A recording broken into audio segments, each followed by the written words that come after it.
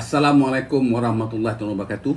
Pak Long dahului dengan salam sejahtera kepada semua kawan-kawan yang sudah masuk ke live Pak Long ni. Seperti biasa dalam live Pak Long ni, sebelum kita mulakan kita punya live, kita bacalah Ummul Kitab Surah Al-Fatihah. Kita hadiahkan pada junjungan besar Nabi Muhammad SAW, dan juga disedekahkan kepada kedua ibu bapa kita, pada guru-guru kita, dan juga kepada mereka-mereka yang telah berkorban jiwa dan raga untuk memastikan kita semua ni dapat menikmati kedamaian, keamanan negara kita sekarang, iaitu kepada pasukan selamatan kita, daripada askar, polis sampailah ke dia punya cawangan khas semua ya. Okey. Al-Fatihah. Auzubillahi minasyaitonirrajim. Bismillahirrahmanirrahim. Alhamdulillahirabbil alamin arrahmanir rahim maliki yaumiddin. Iyyaka na'budu wa iyyaka nasta'in ihdinas siratal mustaqim siratal ladzina an'amta 'alaihim ghairil maghdubi 'alaihim waladdallin. Amin. Dah berapa lama dah kita dah kat 2 minggu lebih.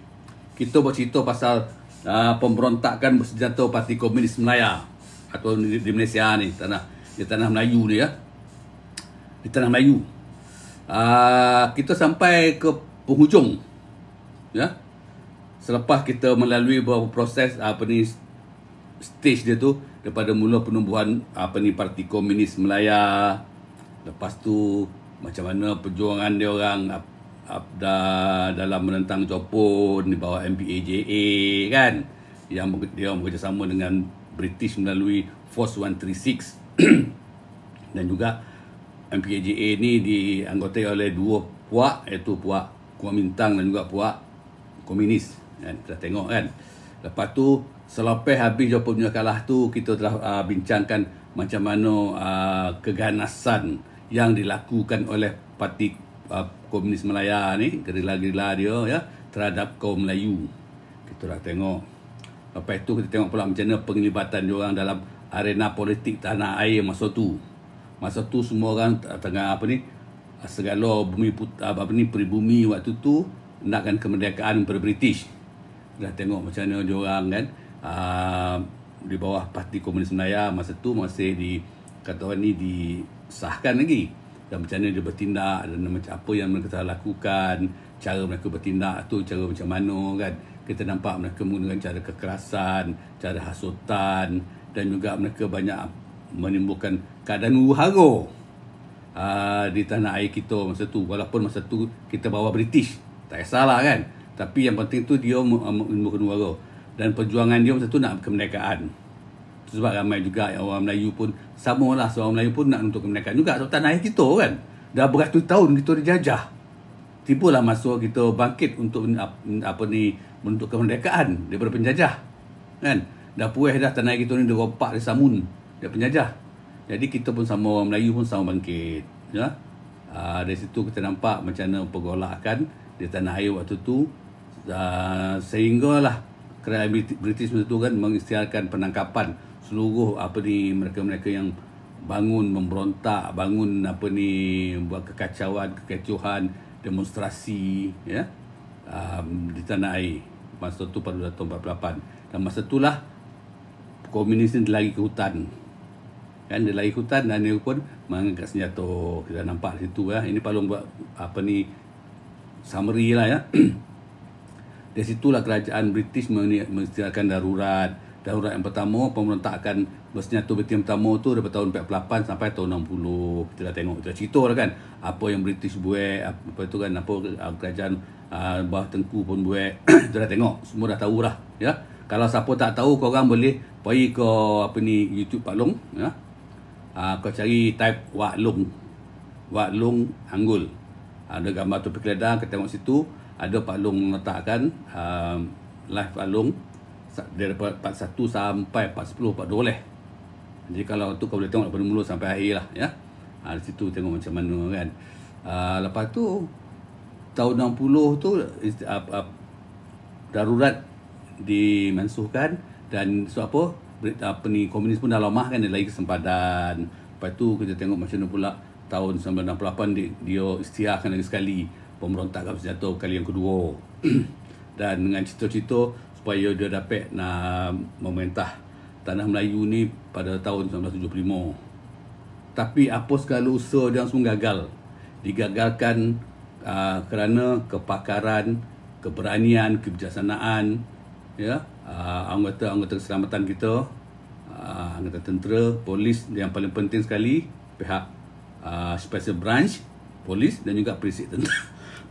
Perisik tentera. Mereka ni lah yang berjaya melumpuhkan pergerakan komunis, ya. Sampailah kesudahannya dia orang lagi balik semula tahun 75 tu, dia lagi balik semula ke sempadan, duduk sempadan je, perjuangannya berkisar di sempadan je, daripada Yala sampailah ke Betong. Kat situ je dia orang dah dikepung dah. Ke selatan pasukan keselamatan kita, kekuatan lebih kurang 3,000 lebih dah nanti. Ke utara pasukan keselamatan Thailand dah tunggu. Jadi dah nampak kat situ kan.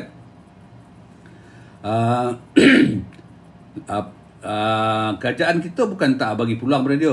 Kita nampak ada beberapa perundingan dibuatkan, masa perundingan kat Baling tu pun dibuat pertama kali tahun 56 dia Baling. Lepas tu di situ kerajaan telah offer supaya dia menyerah diri, letak senjata menyerah diri. Dia tak mau. Lepas tu masa merdeka pun sekali lagi Tengku Abdul Rahman bagi peluang untuk dia 3 bulan untuk dia menyerah diri, tak mau juga. Dirogi lah kan. Jadi sampailah dia masuk tahun 80, 81, 82, kegiatan dia makin lama makin kurang kedengaran. Kalau ada pun sikit aja di belah sempadan Sanun. Dan akhirnya sampailah masa dia orang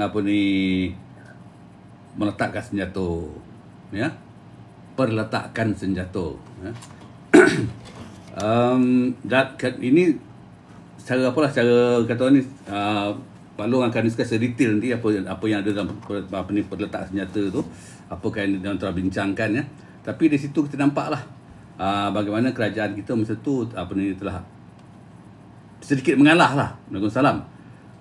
Kalau zaman Tengku kata no, kalau kau nak kau menyerah diri, serah diri. Tapi masa kerajaan pimpinan Atuk Mahdi kan, dia naklah kata orang ni, okey nak damai bolehlah, letak senjata lah, janji damai kan. Okey. Jadi persetujuan PKM letak senjata tu menerusi perjanjian di Anyai, ya, pada 2 Disember 1989. Dalam letak senjata tu konon-konon dia tu maknanya dia nak diserahkan lah, pemeletakkan senjata tamat. Lepas tu dia kena musnah senjata dia orang. Dia kena bubarkan pasukan bersenjata dia orang. Lepas tu dia kena menghormati undang-undang di Thailand dan Malaysia.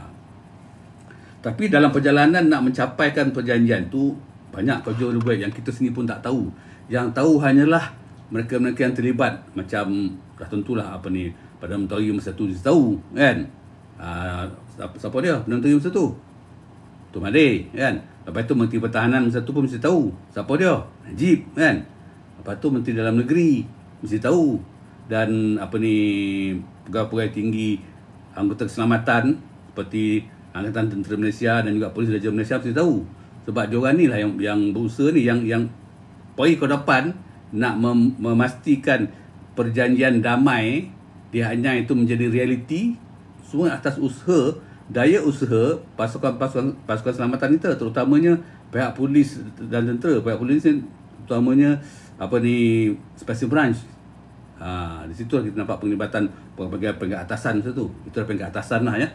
Dia orang ni lah kita tak tahu macam mana cara dia bunding, macam mana cara jumpa kita tak tahu. How I wish kalau Pak Long berat boleh tahu kan, tapi kita tak tahu lah. Itu semua tu rahsia kerajaan lah kan.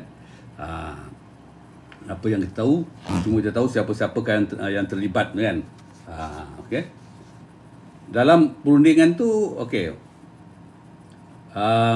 Untuk summary dia kita boleh kata macam ni lah. Maknanya perundingan damai Anyai ini merupakan perjanjian penting antara kerajaan Malaysia dengan Parti Komunis Malaya dan juga kerajaan Thailand, ya, untuk menamatkan konflik bersenjata yang berlarutan lebih selama 3 dekad atau 4 dekad, ya.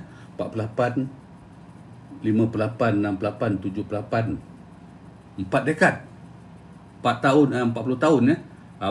Konflik itu tercetus selepas Perang Dunia Kedua, yang kita dah discuss masa sebelum ni. Okey. Jadi rundingan damai itu berlaku di Hat Yai, Thailand secara rasminya dari terakhir pada 2 Disember 1989 di mana PKM bersetuju meletak senjata. Dan menghentikan segala aktiviti senjata, manakala kerajaan Malaysia pula memberi pengampunan kepada anggota-anggota PKM terlibat dalam konflik tu. Rundingan ini sifatkan sebagai titik akhir lah kepada ancaman komunis di Malaysia. Bagi Palung, titik akhir mana? Titik akhir ancaman bersenjata komunis di Malaysia. Ancaman komunis Palung rasa masih ada lagi. Cuma kita tak tahulah kan. Ya. Dan sebab kita tahu nanti Palung ceritalah apa yang Johan dapat, apa faedah yang dapat dengan letak senjata tu, apa yang kerajaan itu kena bagi dan apa yang diorang kena bagi pula. Sebab apa ini perjanjian ni 3 penjuru ya. Kerajaan Malaysia, Parti Komunis Melayu dan kerajaan Thailand. Ada 3 penjuru ni ya. Tindakan kerajaan Malaysia untuk menjayakan rundingan tu, bentuklah Tun Mahathir selaku Perdana Menteri masa tu kan, bermainkan peranan penting untuk merintis jalan ke arah kedamaian ni. Tapi bukan dia yang pergi, bukan dia yang pergi, bukan menteri yang pergi. Tu orang polis, orang askar tu yang pergi ya. Pegawai tinggi diorang lah ya yang terlibat, diorang ni yang pergi. Okey. Kerjasama kerajaan Thailand pun juga. Sebab apa? Kerajaan Malaysia dan Thailand ni dia bekerjasama dengan rundingan ni. Thailand sebagai negara jiran juga terkesan dengan pemberontakan yang berlaku ni tau. Sebab benda tu berlaku kat sempadan dia. Dan Thailand juga memainkan peranan yang penting sebagai perantara dan tuan rumah kepada rundingan tu. Jadi dia pun sama sekali lah. Rundingan dia ada kat Anyai, di bandar Selatan Thai. Tempat dia ada hotel lah, apa nama, Lee Garden Hotel. Ada nama hotel lah, kalau nak tahu kan. Jadi pendekatan diplomasi ni digunakan oleh kerajaan Malaysia lah. Kerajaan Malaysia telah mengubah pendekatan daripada penggunaan kekuatan ketenteraan kepada penyelesaian diplomasi dan rundingan. Kerajaan mengiktiraf bahawa rundingan damai adalah cara yang paling berkesan untuk mengakhiri konflik panjang Parti Komunis Melayu. Itu bagi pendapat kerajaan masa tu lah kan. Lain orang, lain pendapat dia kan. Kalau Pak Long pun, Pak Long punya lain pendapat. Bagi Pak Long, apa guna kita nak bunding lagi dengan orang yang dah lemah? Kan, orang yang menderhaka pada negara yang dah lemah, kita habis saja kalau Pak Long lah. Tak nak balicannya. Berapa banyak apa ni orang kita, tentera kita, anggota selamat kita yang terkorban kan. Bukan 100, bukan 100, ribuan. Jadi kalau bagi Pak Long tak ada nak balican, habis saja. Tapi lain, kita kena ikutlah apa ni kata orang ni, apa yang dibuat oleh ketua negara waktu tu kan, Tun Mahathir. Dia nak macam tu lah. Itulah cara dia kan. Okey. Perjanjian platform rundingan ni, kerajaan Malaysia terus menyediakan platform yang kukuh dalam rundingan itu, melibatkan pelbagai pihak dan berkepentingan. Kerajaan dan pihak keselamatan membolehkan untuk benda tu jangan lancar. Okey. Itu dia. Jadi kita nak tahu siapa yang mewakili masa perundingan perundingan damai di Anyai tu. Kalau PKM diwakili oleh Mestilah Chimpeng kan, selaku Setiausaha Agung dia, dan juga Abdullah Sidi selaku pengurusi Parti Komunis Melayu menggantikan Musa Ahmad ya. Musa Ahmad kan keluar menyuruh kan, dia kata Musa Ahmad belot, kalau dia pernah cerita masa dalam live sebelum ni kan. Dan juga salah seorang anggota jawatan kuasa tinggi dia, Rashid Maidin. Satu, dua Melayu, satu Cina ya. Sebelum tu Pak Long nak buat disclaimer dulu ya. Tujuan Pak Long daripada awal lagi cerita pasal pemberontakan perjuangan bersenjata Parti Komunis di tanah Melayu ni bukan untuk membuat siapa tak ada ya. Pak Long untuk kita bercerita, nak tahu kisah yang silam apa yang berlaku. Tak ada niat Pak Long nak memburukkan satu kaum, dan tak ada niat Pak Long untuk menaikkan kemarahan ataupun perjudi satu prasangka antara kaum. Tak ada ya. Ni kena faham tu ya. Jangan kau ingat Pak Long nak ngasut, tak ada. Okey. Kalau di Malaysia pula, siapa yang wakil masa tu? Kalau Malaysia yang wakil masa tu, kalau mengikut apa yang buku yang perlu baca ni kan, diwakili oleh Ketua Setiausaha Dalam Negeri Datuk Wan Siddiq Wan Abdul Rahman.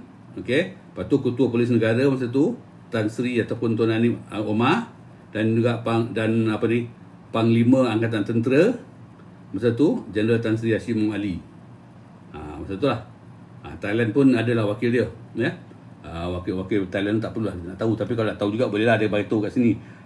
Dia kata situ pengarah operasi keselamatan dalam negeri dia orang. Lepas tu banyaklah ketua polis dia orang, ketua tentera dia orang semua adalah wakil pada Thailand ya. Okey. Hasil apakah isi isi perjanjian perundingan damai tu? Tu yang kita nak tahu tu ya. Okey.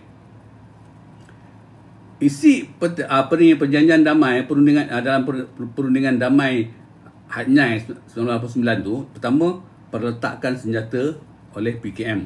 Ingat ya, perletakan senjata. Parti Komunis Melayu bersetuju untuk menghentikan segala bentuk aktiviti bersenjata dan meletak senjata mereka sebagai tanda terakhir perjuangan mereka menentang kerajaan Malaysia. Letak senjata tau.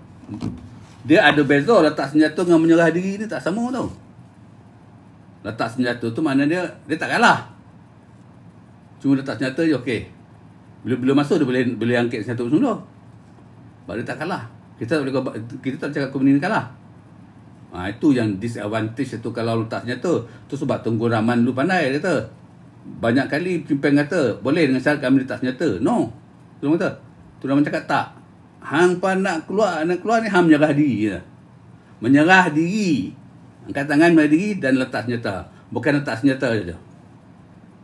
Tu Tunku Rahman punya kata ni syarat dulu. Selembek-lembek Tunku Rahman cakap lembut ya. Tak apalah tu kan. Tapi dia keras dari situ. Jadi pertama perletakan senjata. Okay. Lepas tu kedua apa? Pembubaran Parti Komunis Melayu. Maknanya pada 2 Disember 1989 Parti Komunis Melayu dibubarkan. Walaupun nama Parti Komunis Melayu kan, tapi dia tak berdaftar, dah diharamkan. Tapi dia ni parti tu dibubarkan. Jadi dia tidak lagi beroperasi sebagai organisasi politik ataupun militan di Malaysia. Itu dia. Okey, lepas tu apa lagi yang ada dalam isi-isi dalam perjanjian tu? Pengampunan oleh kerajaan Malaysia. Bila cerita pasal ni banyak orang pelbagai pendapatnya ada. Kawan-kawan, kalau kawan-kawan nak bagi komen ke apa-apa yang Pak Long cakap ni, silakan ya, tulis. Pak Long akan raikan. Jangan risau. Ya. Silakan. Biar apa yang cakap ni ya. Yang ketiga apa dia isi dalam perjanjian tu? Pengampunan oleh kerajaan Malaysia.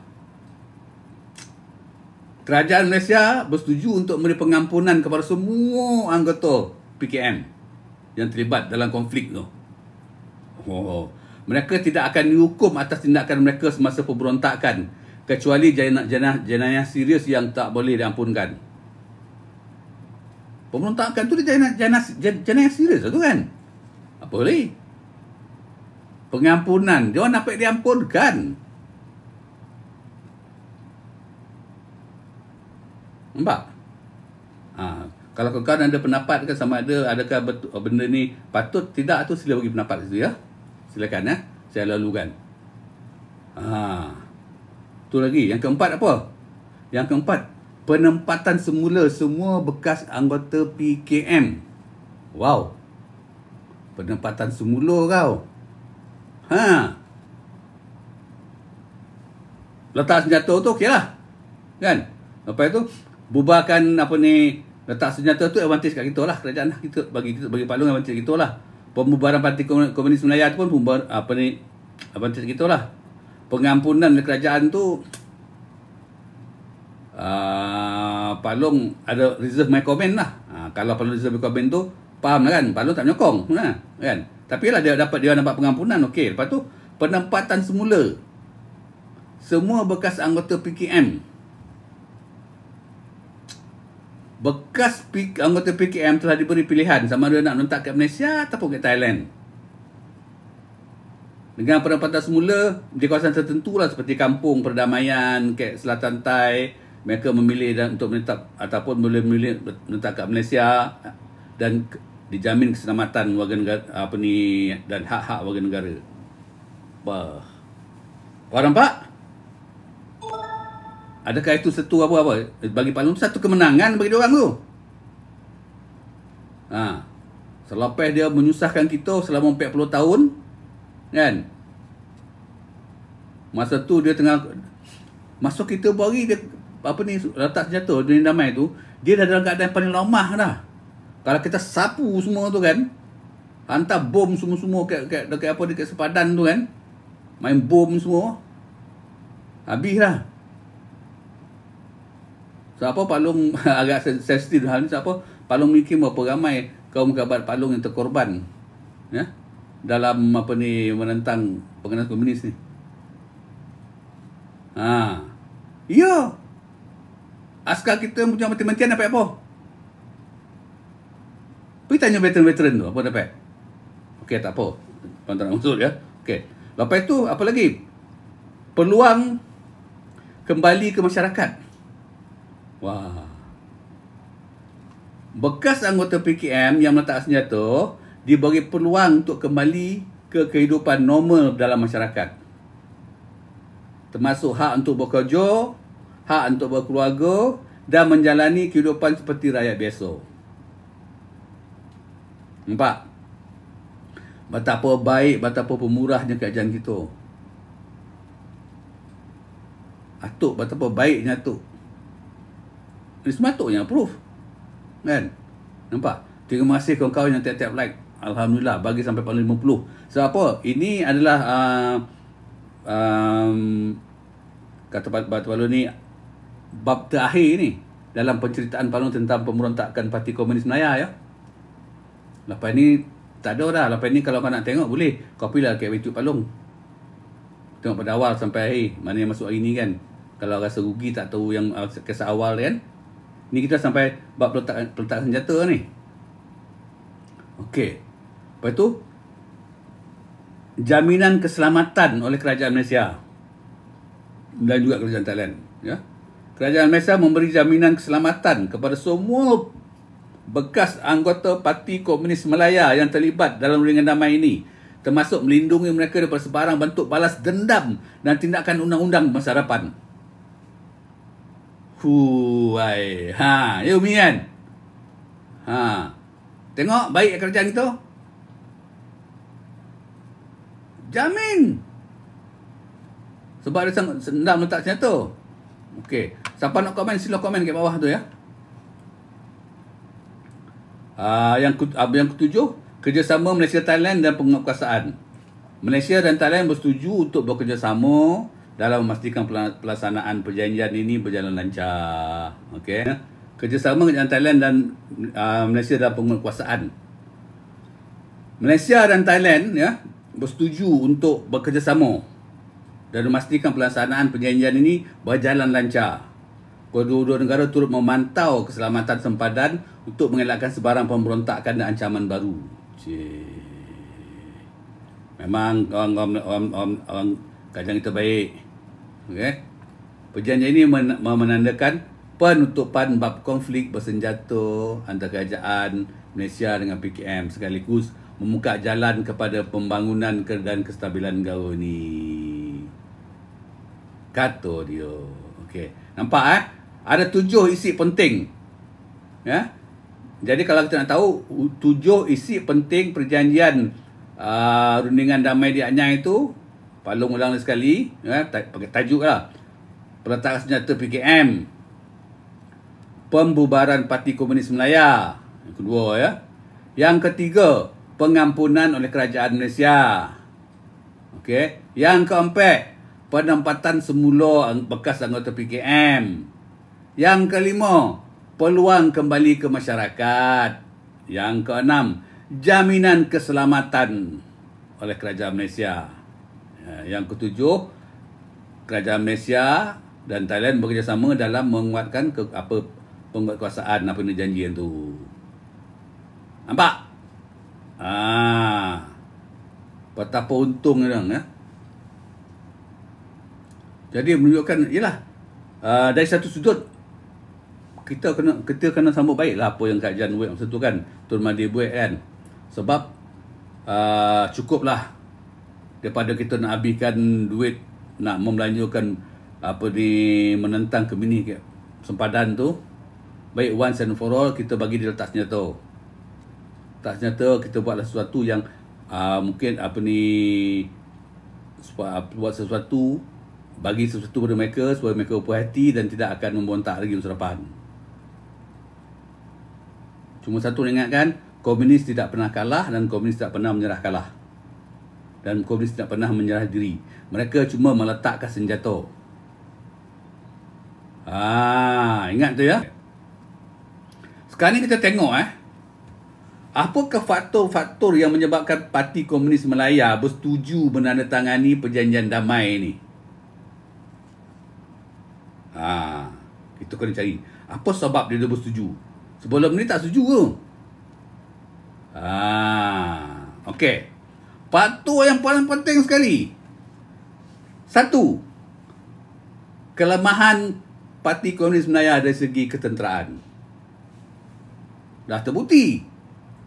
Faktor yang pertama yang menyebabkan Parti Komunis Malaya bersetuju menandatangani perjanjian damai di Anyar itu adalah dari segi kelemahan PKM, dari segi ketenteraan. PKM semakin lemah masa tu. Tahun 89 tu dia semakin lemah. Segi kekuatan tentera tak ada dah. Anggota dia dah ramai terbunuh.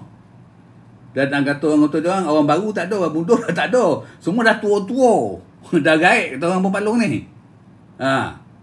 Dan nak mampu dah semua dah. Nak bergerak macam mana? Jadi mereka tak lagi mampu nak melawan pasukan keselamatan yang lebih kuat untuk susun. Memanglah. Tahun 89 tu kita, semua dah ada dah. Nak tembak tak jauh tu senang je. Jet kita dah jauh, boom boom tembak kan. Habis. Dia keadaan paling lemah masa tu. Jadi kita masing-masing ada penilaian kita lah, pendapat itu masing-masing lah kan. Kalau masa tu pemerintah masa tu Tun Dr. Mahathir yang memegang tampuk pemerintahan masa tu, dia berpendapat okeylah kita stop lah, dia pun dah tak kacau dah, main tu suruh letak senjata.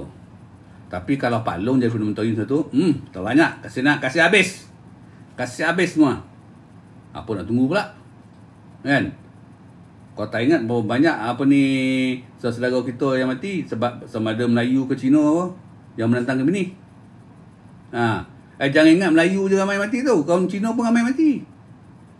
Kan kalau nak ceritakan tu kan macam mana dia membunuh kita, kita punya special branch kita. Sampai ketua polis Perak pun dia dapat dibunuhnya, dan berapa orang pegawai tinggi lagi yang terlibat dalam special branch, dan sampai ketua polis negara gitu Tan Sri Hashim Abdul Rahman Hashim pun dibunuh. Boleh makasih maaf ke? Kalau Pak Long tak bagi maaf, simpeng dah. Itu je. Okey, itu pertama. Sebab pertama dia bersetuju menandatangani perjanjian damai. Dia dah tahu dia lemah. Simpeng pun tengok, dia cakap dia bual dengan Rashid, bual dengan Abdullah Sidi dengan yang lain kan. Ayo kawan-kawan, kita berapa orang aja dah. Semua surat tua-tua lah. Surat tua-tua mah. Lu Rashid, lu mana boleh mengangkat senapang pun tak boleh. Lu doalah. Lu angkat pistol pun dia macam gigil. Macam mana kita mau lawan? Tak apalah, kita terimalah. Ini Tun Mahathir punya offer, kita terima sajalah, letak jawatan, letak senjata lah. Apa macam? Tak mesti tanya kan. Yang lain semua dah tua. Okeylah, dah 40 tahun kita berjuang, tak ada apa-apa, dah pack lah. Macam-macam taktik kita buat, satu bono pun tak dapat. Tengok apa kita ada sekarang. Berapa korek askar kita tinggal. Semua tua-tua dah. Yang muda-muda tak ada. Pasukan pelapis tu tak ada. Okeylah, kita terimalah offer daripada Tuan Mahathir. Macam tu lah agaknya kan, bila dia bunding tu kan. Satu. Kedua, kehilangan sokongan rakyat. Dia dah nampak dah, dia dah kehilangan sokongan rakyat. Rakyat tak menyokong lagi dah. PKM hilang sokongan rakyat, terutama selepas kemerdekaan Malaysia. Masa sebelum mereka tu ramai yang sokong lagi, ya. Penduduk tidak minat lagi nak menyokong perjuangan senjata mereka kerana politik dan ekonomi negara semakin stabil. Betul. Itu kita tak apa nafikan. Janganlah ada Waalaikumsalam, Syah Ramdan. Janganlah ada pihak makan kata tak betul. Memang betul.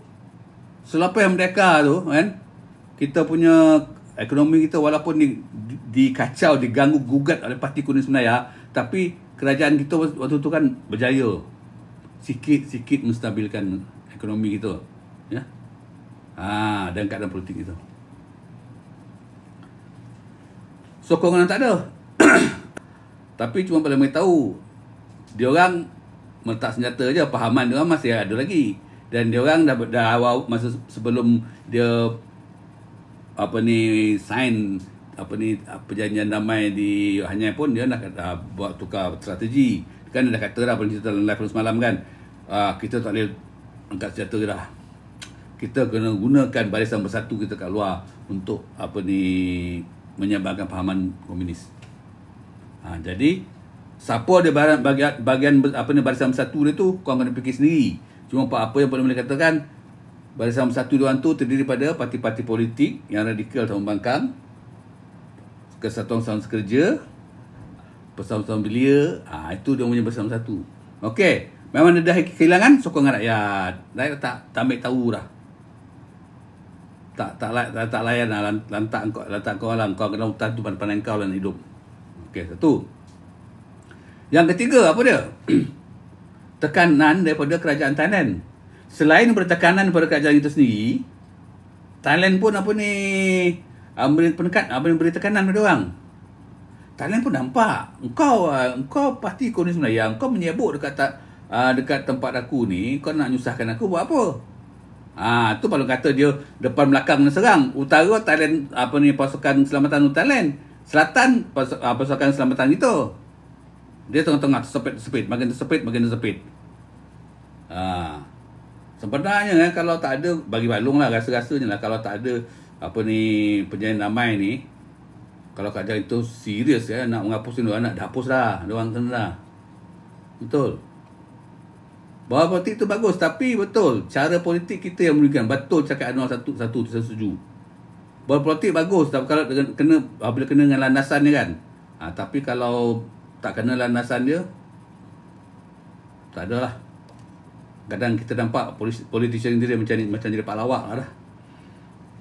Okey. Tekanan daripada kerajaan Thailand. Thailand selama ni menjadi tempat perlindungan PKM. Dah mula menekan kumpulan itu dengan menghentikan aktiviti mereka. Thailand bekerjasama dengan Malaysia memastikan PKM tidak boleh beroperasi di kawasan padan. Dah ada perjanjian dengan Thailand dengan Malaysia kan, yang dibenarkan tentera kita boleh memburu sampai 2 km masuk ke dalam kawasan Thailand.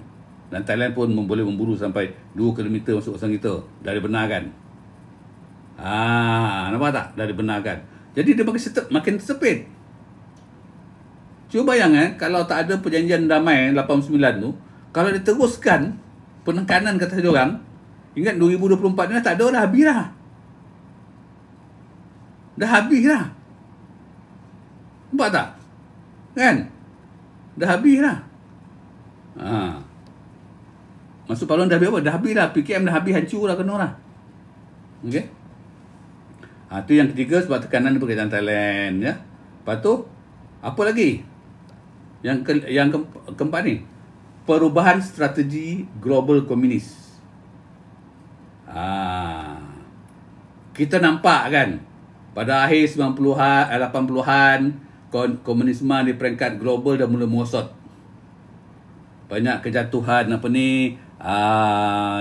negara-negara komunis ataupun pemimpin-pemimpin komunis di blok timur sanun, ya. Di Eropah, di blok timur, okey, dan juga perubahan politik di China. Ini pun memberi kesan tu kepada PKM, kerana nampak dia dah nampak dah seolah-olah mesej dia beritahu engkau orang punya ideologi dah tak relevan. Cuba kita bayangkan suatu negara yang besar, okey, yang kata orang ni, boleh kita katakan komunis tu daripada diorang, Walaupun ada kawan Pak Long kata komunis tu buatan British. Pak Long pun kesian dengan Pak Long tu. Dia kena baca sejarah tu. Memang betul lah pusat parti komunis dunia masa tu zaman Karl Marx dengan Friedrich Engels kan berpusat di London. Selepas dia orang kena halau tu, mula dia orang daripada Jerman, Paris, Brussels kan, Bonn, mana Berlin, Bonn, Paris, Brussels. Lepas tu kena halau tu dia pindah ke ke London. Mungkin waktu tu kerajaan British tak pernah berat sangat pasal komunis ni. Jadi dia menubuhkan HQ parti komunis di London masa tu. Tapi yang aktif tu bukannya orang putih. Semua orang daripada Eropah, benua Eropah sana datang situ. Pejabat dekat situ. Bukannya British.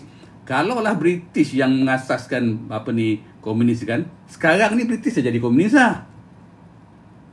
Kita kena berasas tu. Jadi kita kena belajar kaji tengok sejarah komunis tu kat mana. Macam mana terciptanya sejarah komunis tu kan. Semua orang yang memulakan faham komunis tu semua orang etis yang tak percaya Tuhan. Lepas tu macam mana dia bermula? Kat mana dia bermula? Siapa tu Karl Marx, siapa tu Engels, kita kena tahu. Dan beberapa nama lagi yang yang mengamalkan atau promote dunia pahaman komunisme dan sosialis. Abu Chimpeng ada kat mana? Dia kata dia buang kat laut sikit, lepas tu dia buang kat Banjaran Tiwangso. Siapa pergi ke hutan Banjaran Tiwangso, siaplah, nampaklah ada hantu Chimpeng. Dia kata buang tu lantaklah dah mampu kan. Beli apa? Jadi perubahan strategi global komunis dah itu pun memberi kesan pada orang. Kesatuan Soviet Union, USSR lumpuh dan jatuh pada tahun 1991. Padahal tu negara paling komunis paling terkuat tu.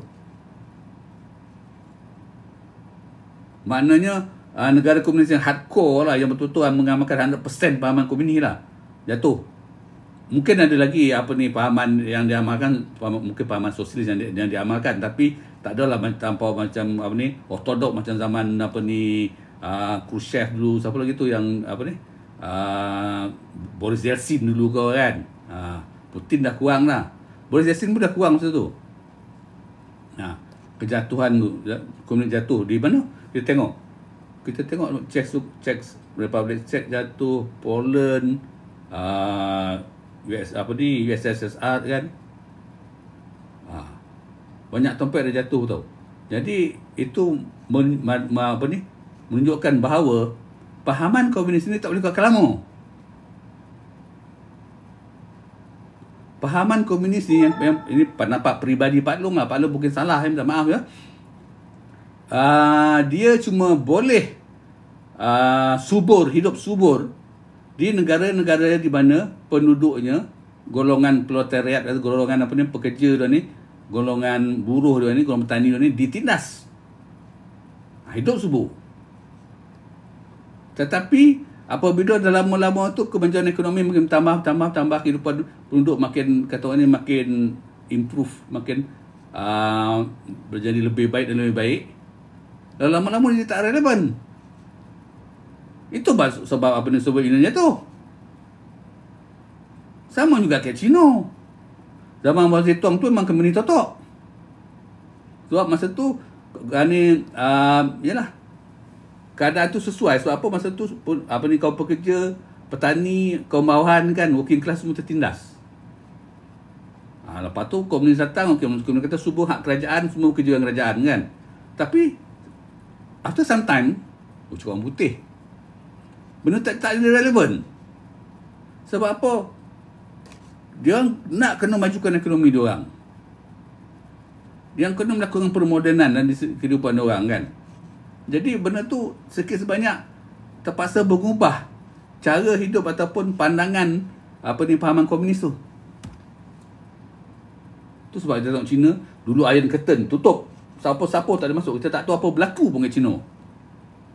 Tapi kenapa Cina slowly buka? Pahaman komunis mesti ada. Tapi paham komunis yang dibawa oleh Mao Zedong tu dah tak relevan. Yang diamalkan dek apa ni, dek Cimpeng ni macam tu. Dah tak relevan lah. Kita tengok kan Kekuasaan Soviet, perubahan politik di China memberi kesan pada orang lah.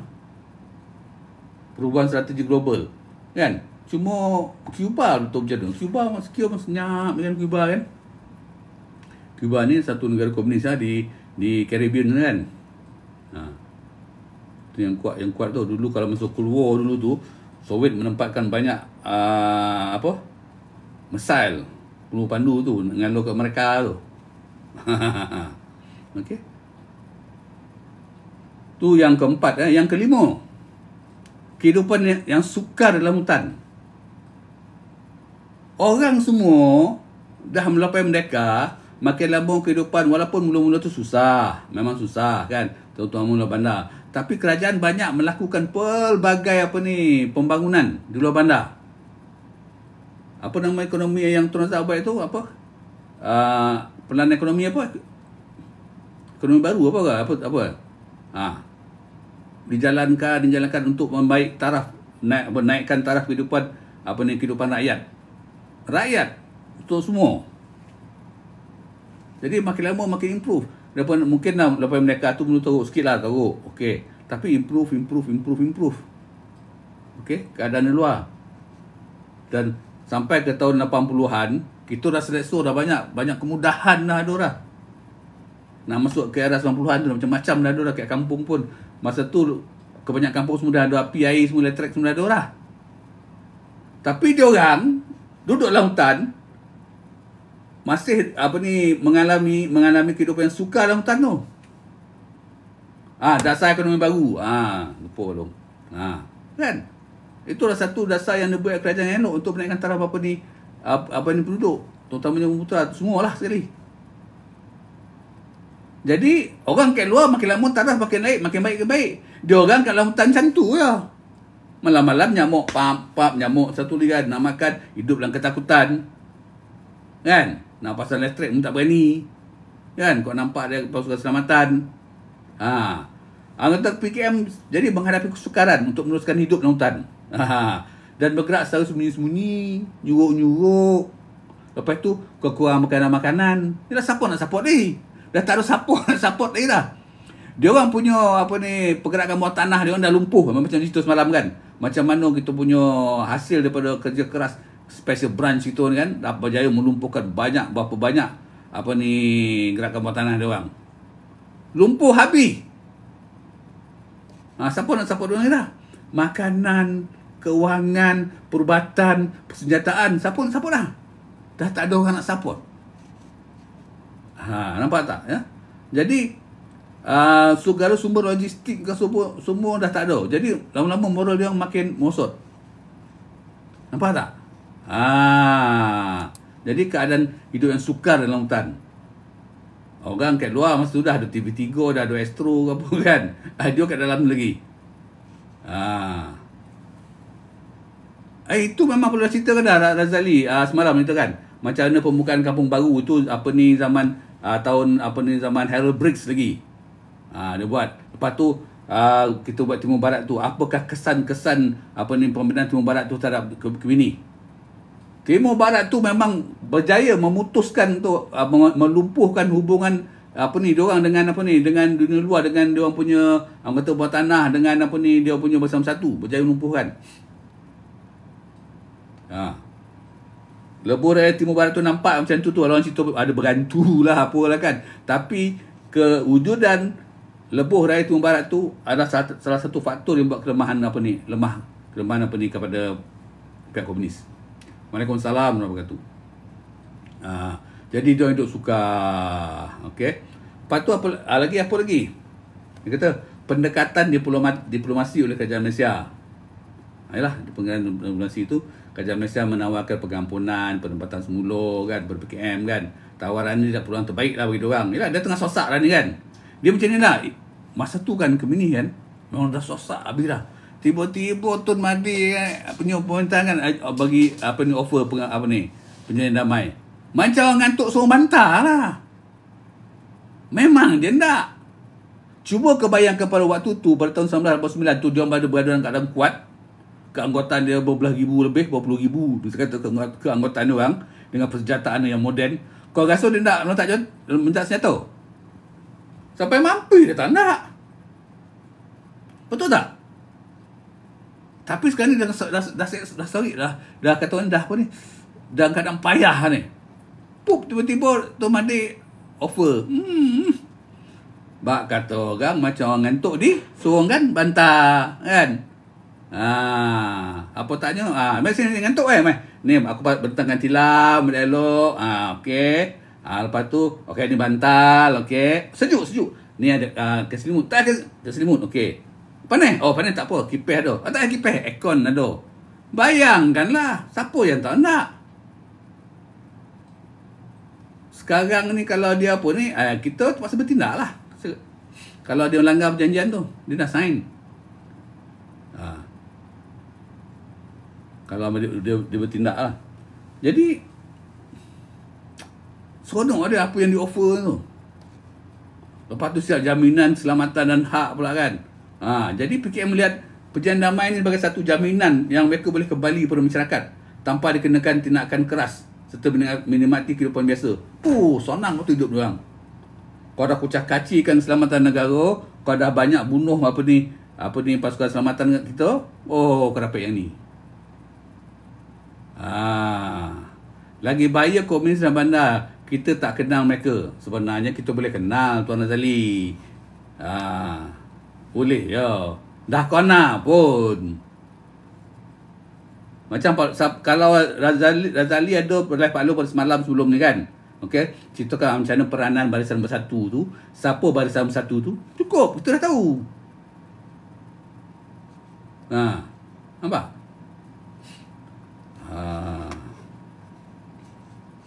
Jadi itu nak tunggu dia buat macam mana baru kita boleh bertindak tu.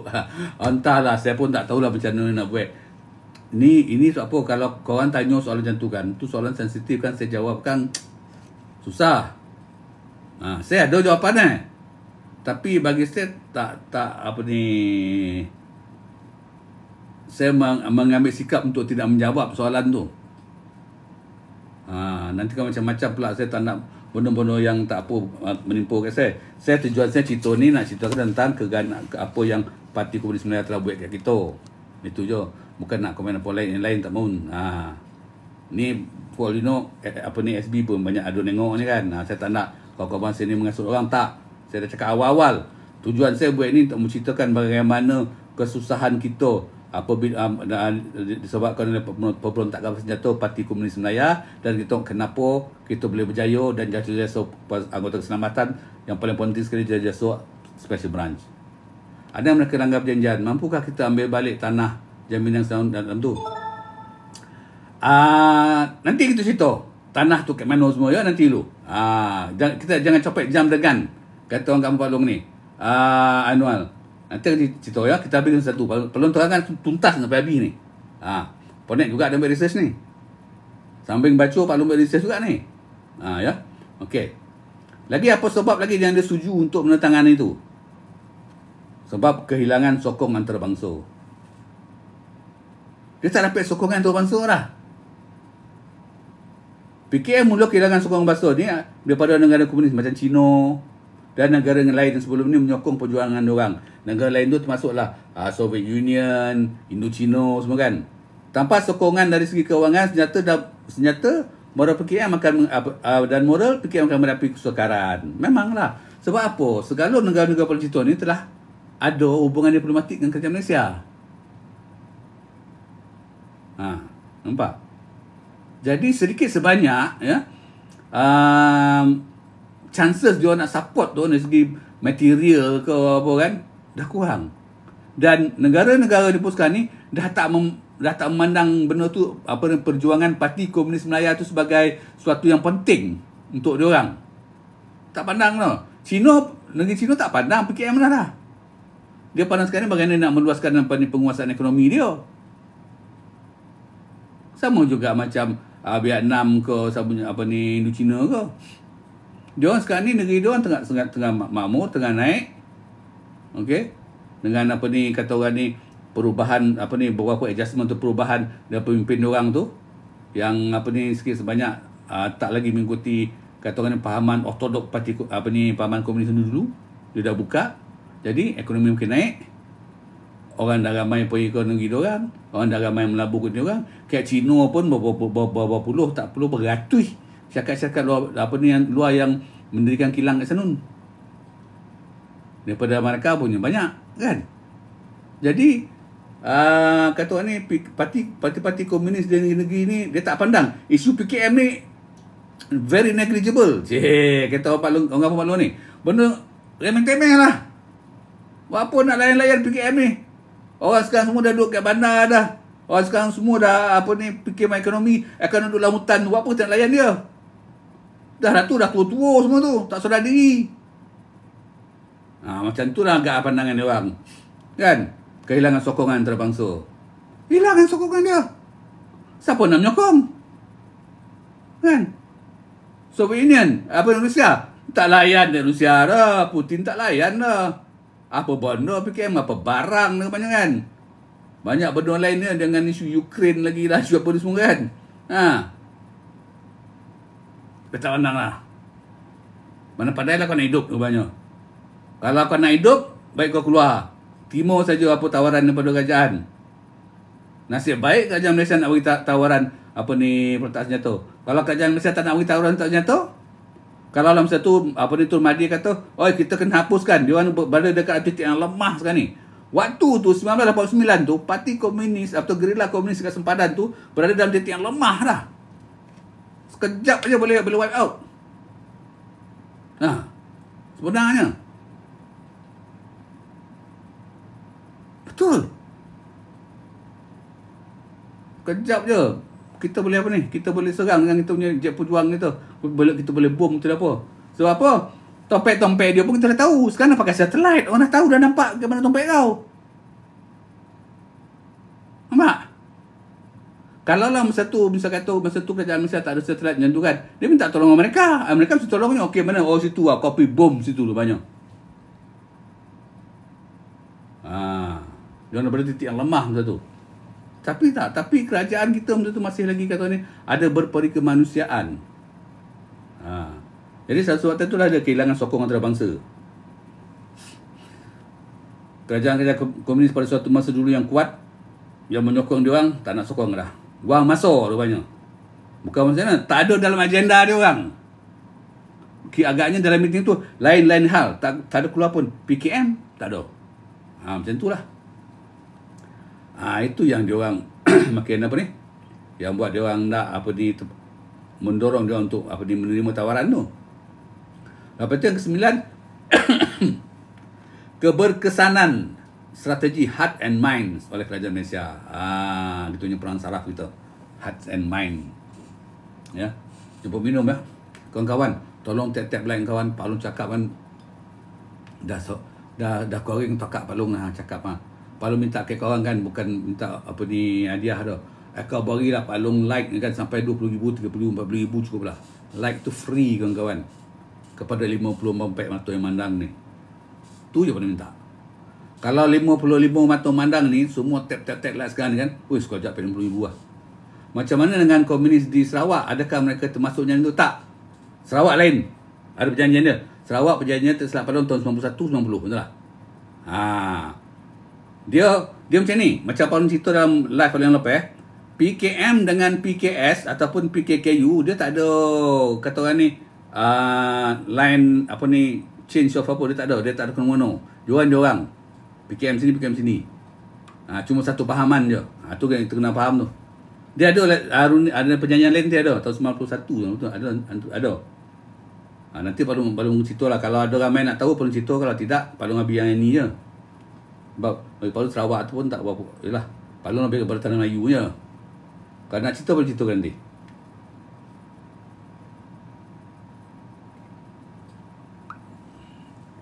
Alhamdulillah. Okey, Pak Long sambung ya. Kerajaan Malaysia menjalankan program Hearts and Mind, hati dan perasaan yang berjaya memenangi sokongan rakyat, terutamanya keselamatan bandar. Pendekatan ini menekan pembangunan, keselamatan, kesejahteraan sosial kan. Majlis rakyat apa ni tak lagi terpengaruh dengan propaganda PKM. Memanglah. Terutama melalui dasar ekonomi baru, pendekatan-pendekatan kan. Dia ni yang nampak jelas ni kan bila masa tu. Masa zaman Tun Razak tu dah nampak lah. Zaman Tengku pun ada. Tapi masa tu masih susah lagi lah. Masa Tun Razak dah mula lah. Pembukaan apa ni, tanah rancangan Felda. Tanah rancangan pinggir Felkra. Macam-macam. Lepas tu kampung-kampung semua dah mula dah. Kalau dulu air pergi je dah dibuatkan paip. Kalau dulu pasang pelito je dah ada topi ada apa dengar patik topi tengah menyalur, elektrik dah ada. Kalau dulu jalan tanah jalan tanah je kan. Kalau bila hujan tu memang tak lepaslah nak keluar, dia letak batu merah. Dan lama tu dia letakkan batu jantar. Atau Palung tengok sendirilah pembangunan ke kampung Palung. Ya. Masa mula-mula tu tanah liat je. Ya. Lepas tu dalam tu tanah merah. Tak ramai yang rasuah tanah merah tu. Siapa dah rasuah tanah merah? Lepas tu jelantar. Dan macam-macam kemudahan dan program kerajaan buat untuk memenangi hati rakyat. Terutama sekali golongan sasaran lah, macam kaum-kaum Cino kan. Atau kampung baru dia tu macam-macam kemudahan ni bagi. Biar selesa lah kan. Jadi tak ada, kalau bila rakyat dah selesa, rakyat dah happy, tak ada lah dia nak menolong ke bini lah. Aku nak tolong ke bini buat apa Aku semua dah ada dah. Kerajaan ada. Tapi air dah ada. Anak-anak nak sekolah dah senang. Anak-anak aku dah ada pergi universiti. Nak berniaga dah senang. Nak kerja dah senang. Aku nak sokong Parti Komunis Malaysia nak buat apa Jadi strategi hearts and mind atau perang saraf ni memenangi hati dan perasaan rakyat. Ni masa zaman Tun Razak tu bengkiat jalan tu. Jadi bila dah ada semua ni, PKM nak buat propaganda apa lagi Okey, macam Barisan Bersatu dia orang yang masuk ke Kesatuan Sekerja ni kan, yang masuk ke parti-parti politik ni kan, yang terutamanya Kesatuan Sekerja. Majikan-majikan semua dah apa dah. Orang yang kerja dah ada APF kan. Dah macam-macam kesenangan dia bagi, benefits ada. Nak apa lagi? Susah nak cari. Dan pekerja dah tak terasa macam ditindas lah. Jadi propaganda apa yang komunis nak buat lagi? Tak dapat apa dah. Nampak? Tu dah. Lepas tu yang ke-10, dia orang rasa kehidupan dalam hutan ni tak berbaloi lagi dah. Tak berbaloi. Apa tak dia tengok saudara dia kat luar Sadun kan. Semua dah senang. Kan? Masing-masing dah senang. Dan duduk dalam hutan ni 40 tahun berjuang, apa yang dah dapat dia kata. Abuk pun tarak. Duduk dalam hutan ni menanti waktu je bila nak kena tembak, bila nak kena bom, bila nak kena tangkap dia pasukan keselamatan. Nak lawan pun kedarat dah tua. Kau bayanglah kebanyakan tu masuk tahun 40-an, 48 tu kan. Okeylah masa tu tengah muda belia lah, contohlah kan. Umur 20 lah. Tahu ambil lah 20, 48, 58, 58, 68, 78, 88, 40 tahun. Dah 60. Dah bayar Pak Long ni Duduk dalam hutan ni. Berbaloi tak kau rasa? Tak berbaloi kan? Jadi dia ni pun, dia punya anggota ni pun ada otak. Tak macam Cimpeng ke, tak macam Abdul Rasidi Syed Madin, tak ada otak. Masih nak turun perjuangan juga. Dia tak dia fikir tak berbaloi lah.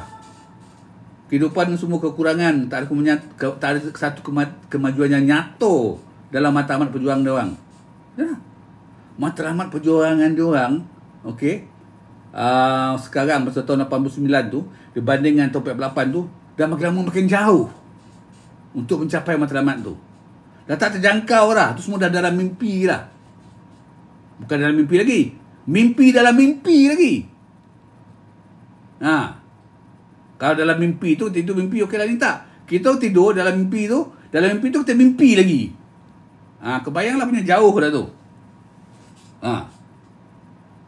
Jadi, bila macam ni berlaku, bila ada tawaran untuk buat perjanjian damai kan, semua dia menyokong. Palung Asal tak ada yang tak nyokong tau. Kalau ada tak nyokong tu, ada orang gila lah. Ada seorang dua yang gila lah kot. Kalau ada orang tu fikiran waras kan, dia kata, oh, ini right timing ni. Kita dah keadaan macam ni. Tak ada apa benda tu dia buat dalam hutan ni dah. Baik kita apa? Kita tengok apa kerajaan offer. Sekali kerajaan offer macam bagai bulan jatuh ke ribu. Kau. Nanti kita tengok apa kerajaan offer ya. Tapi kita cerita dulu sebab kenapa dia setuju nak apa ni sebab kenapa Chimpeng and the gang ya. Abdullah Siddi, Chimpeng, Rashid Maidin and the gang setuju nak sign ni. Sebab tadi tu yang ke-10 sebab dia tahu bahawa kehidupan dalam hutan tak berbaloi dah. Tak berbaloi dalam hutan dah. Okey. Lepas tu keletihan dan kehilangan motivasi. Semualah. Dah latih berjuang tu. 40 tahun tak dapat apa. Mesti ada yang dia punya apa dia kata bawahan mana. Chimpeng ni pembongak lah, Rashid Maidin ni pembongak lah. Abdullah Siddi pembongak. Kata tahun 75 kita boleh menguasai apa ni Malaysia. Kita boleh mentah. Tak ada apa ni tahun 89 dah ni. Ni dah bulan seboleh dah ni kata kan. Saya katakan bulan 10 dah ni. Sekarang ni kerajaan Malaysia tawar kemenjangan damai ni. Kalau dulu Tunku offer tak nak, sombong ada dua kali Tunku offer tak nak, sombong. Tak mau. Cuba kalau masa dulu Tunku offer kan, dah lama lah dia orang apa ni. Selesa dah kan. Tak tahu macam mana lah senario politik kita tanah Melayu, tak tahu lah macam mana kan. Tak nak. Dia yakin dengan perjuangan bersenjata tu dia boleh menang. Sebab apa? Mari kita tengok ke Indochina, kita tengok tanah besar Cina, kita tengok ke Soviet Union, kita tengok dekat apa ni Cuba. Macam mana komunis berjaya dengan angkatan senjata. Itu dulu. Jadi sekarang ni setelah 40 tahun dia tak nampak apa. Sebab kata orang kampung Palung ni, there is no light at the end of the tunnel. Tak ada cahaya pun di ujung terowong ni. Golap segolap-golap ni. Booming. Tu tak booming tu. Galap gelito. Tak nampak apa. Macam mana ni? Dah latih dah 40 tahun berjuang. Tak nampak apa. Cakap je lebih. Pimpin-pimpin kita banyak.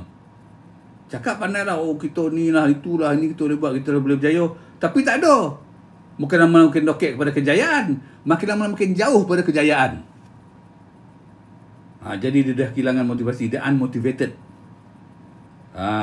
Selepas bertahun-tahun berperang tanpa kemenangan. Ramai yang kata PKM mengalami keletihan mental. Mental fatigue. Dan juga keletihan fizikal. Sebab dah tua. Perjuangan yang panjang tanpa hasil menyebabkan kehilangan motivasi. Di kalangan perjuangan PKM. Tu dia. Nampak ya? Kawan-kawan tap-tap like apa? Assalamualaikum Pak, selamat datang. Lagi apa lagi sebab dia yang mendorong dia nak sign perjanjian damai tu? Sebab kebijaksanaan pemimpin PKM. Bijaksana apa? Tak ada kebijaksanaan pun. Pengikut-pengikut pandang, apa kau jual Chimpeng ni, si Maidin dan Siddi ni? Makin lama kita makin jauh daripada matlamat perjuangan kita. Banyak.